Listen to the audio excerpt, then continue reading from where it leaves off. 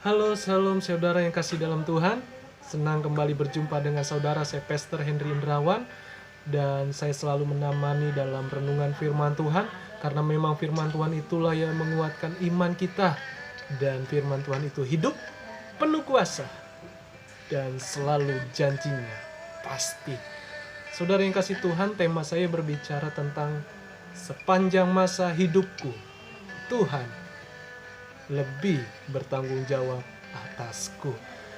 Saudara yang kasih Tuhan, bahwa hidup ini diberikan kepercayaan baik dalam dunia sekuler, dalam dunia pelayanan, baik di dalam keluarga, atau apapun yang kita kerjakan, sekecil apapun yang Tuhan berikan atas hidup kita, mari kita bertanggung jawab. Mengapa? Karena Tuhan sudah bertanggung jawab atas hidup kita. Dia mengasihi kita tentunya.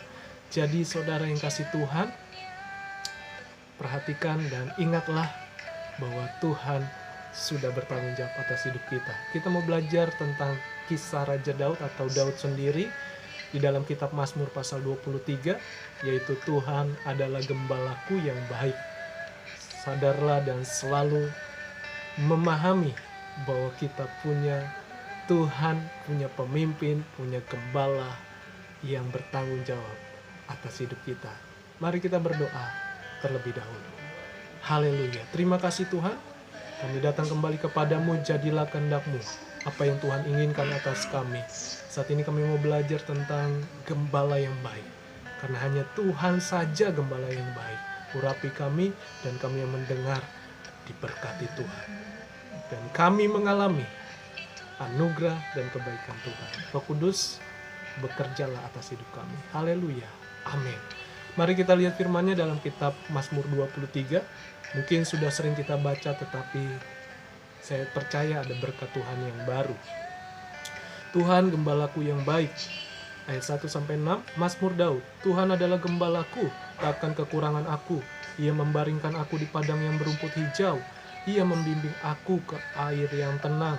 Ia menyegarkan jiwaku. Ia menuntun aku di jalan yang benar oleh karena namanya. Sekalipun aku berjalan dalam lembah kekelaman, aku tidak takut bahaya, sebab Engkau besertaku. Gadamu dan tongkatmu, itulah yang menghibur aku. Engkau menyediakan hidangan bagiku di hadapan lawanku. Engkau mengurapi kepalaku dengan minyak, pialaku penuh melimpah. Kebajikan dan kemurahan belaka akan mengikuti aku seumur hidupku, dan aku akan diam dalam rumah Tuhan sepanjang masa. Haleluya.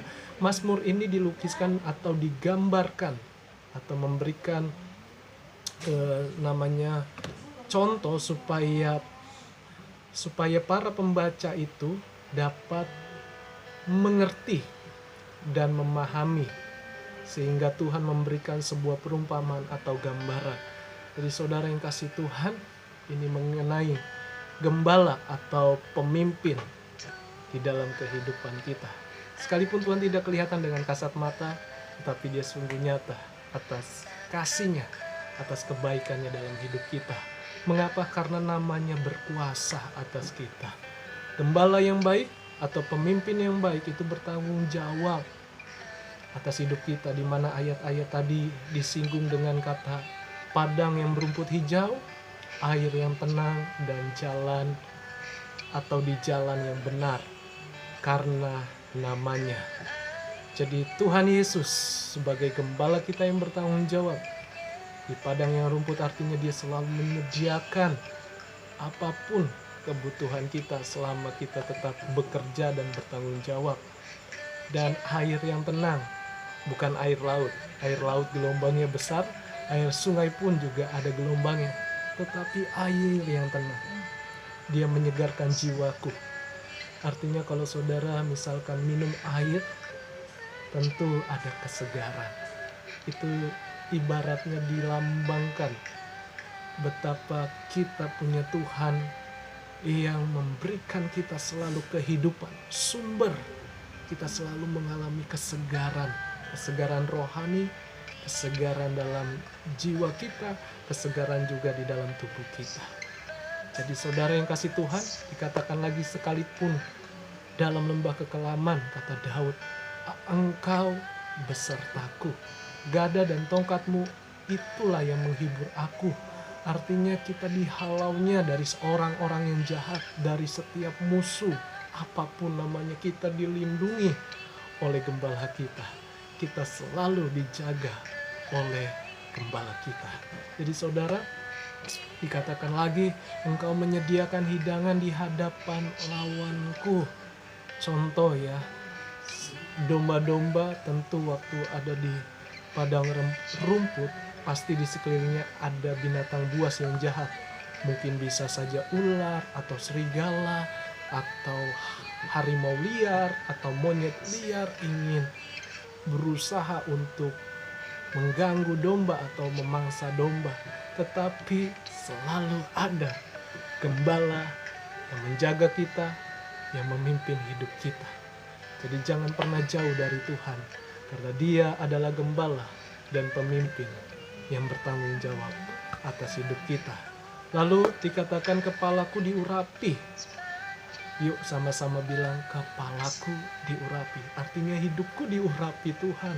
Kalau saudara diurapi, tidak ada yang berusaha atau tidak ada yang sanggup melawan kita. Maksudnya adalah kuasa kegelapan itu sendiri. Kuasa si jahat tidak ada yang sanggup karena engkau diurapi. Dan pialaku penuh melimpah. Artinya selalu Tuhan memberikan kita kemenangan, mujizat, dan kasih-Nya yang tanpa batas. Jadi saudara, kita adalah orang-orang yang sangat beruntung di dalam Kristus. Karena dunia tidak bisa berikan. Dunia tidak ada. Dunia tidak memilikinya. Jadi kita adalah orang-orang yang percaya di dalam namanya. Dan kita adalah orang-orang yang beruntung. Jadi mengapa kita dikatakan orang yang beruntung? Yang pertama, karena Tuhan selalu ada bagi kita. Di mana Daud tadi berkata, Ia menuntunku, Ia membimbing aku, Ia membawa aku ke jalan yang benar. Ya, arti Ia di sini adalah kata ganti orang ketiga. Artinya Daud mengalami kebaikan, kasih karunia, mujizat Tuhan, pertolongan Tuhan. Tapi ketika Daud di dalam lembah kekelaman, Daud berkata engkau, artinya kata ganti orang kedua. Jadi lebih dekat lagi. Dan ini menunjukkan bahwa Tuhan kita begitu amat sangat dekat bagi kita. Kita merasa Tuhan itu jauh, kita merasa Tuhan itu tidak ada. Tetapi sesungguhnya Tuhan itu sangat dekat atas hidup kita. Sampai bahaya pun kita dilindunginya. Puji Tuhan. Dan yang kedua, mengapa kita disebut beruntung dan Tuhan bertanggung jawab atas hidup kita? Karena berkat Tuhanlah yang mengejar kita. Dikatakan ayat ini bahwa kebajikan dan kemurahan mengikuti aku seumur hidupku. Bayangkan berkat Tuhan loh, bukan dunia punya. Berkat Tuhan, kebajikan dan kemurahan. Artinya hidup kita bisa menikmati apa yang Tuhan berikan. Sekecil apapun, Tuhan percayakan kita bisa menikmati. Bahkan seringkali dalam pelayanan kita dapat sesuatu yang pemberian dari orang dengan cuma-cuma. Itulah yang disebut dengan kemurahan Tuhan, dengan kebajikan. Ya, kita datang sama Tuhan, Tuhan kasih. Waktu tidur pun kita diberkati. Jadi kebajikan dan kemurahan selalu ada bagi kita seumur hidup kita. Dan yang ketiga, mengapa kita beruntung dan Tuhan bertanggung jawab atas hidup kita? Karena dikatakan ayat yang ke-6, dalam rumah Tuhan aku ingin tinggal sepanjang masa. Ini Daud katakan ayat yang ke-6. Dan aku akan diam dalam rumah Tuhan sepanjang masa. Jadi rumah Tuhan ini berbicara tentang yang namanya komunitas atau cell group atau kelompok sel yang disebut atau tempat ibadah. Mengapa? Karena di dalam itulah kita saling mengingatkan, saling melengkapi, saling bertukar pikiran tentang firman, saling bertumbuh di dalam firman, saling mendoakan, saling membantu, saling tolong menolong, atau apapun namanya. Jadi di dalam rumah Tuhanlah kita mendapatkan janji-janji Tuhan, iya dan amin. Dan itulah yang kita harus pegang dalam hidup ini. Dan sadarilah kita adalah orang-orang yang beruntung, karena Tuhan bertanggung jawab atas hidup kita, sebab Dia adalah gembala atau pemimpin hidup kita.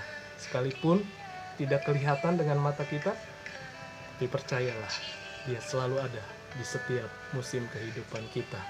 Jadi inilah Tuhan Yesus bertanggung jawab penuh dalam hidup kita. Jadi mohon perhatian, jangan menjauh dari Tuhan. Sekalipun belum dijawab doamu, sekalipun engkau belum mengalami mujizat atau pertolongan, jangan menjauh dari Tuhan dan jangan meninggalkan Tuhan, karena hidup kita hanya sementara. Jadi tetaplah setia, sungguh-sungguh, karena Yesus sudah bertanggung jawab atas hidup saudara. Tuhan Yesus memberkati, dan ini saja yang saya bisa bagikan. Mohon jangan lupa untuk like, komen, dan subscribe, dan bagikan channel ini ke banyak orang agar menjadi berkat untuk kemuliaan Tuhan. Tuhan Yesus memberkati.